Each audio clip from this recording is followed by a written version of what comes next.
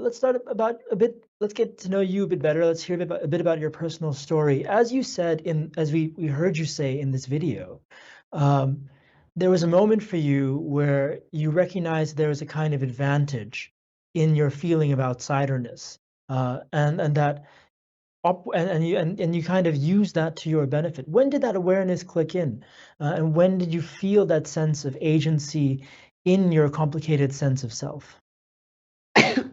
I think that that became really clear to me at a very young age. I grew up here in Atlanta, where I'm talking to you from, in kind of a very split life. There was the suburbs where I grew up in, the that had a lot more kind of Asian American community and presence, a lot of Indian people, kind of all jostling together.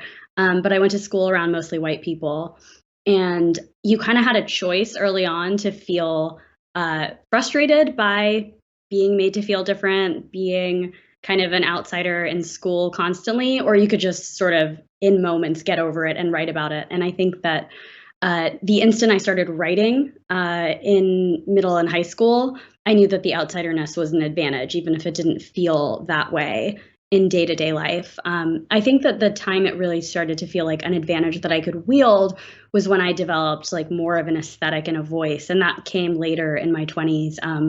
When I realized that it was fun to not just linger in the sort of sadness of being an outsider, but to have a sense of humor about it and realize that being an outsider can sometimes make people do ridiculous or funny or interesting things. Like that's when you can turn it into plot and art.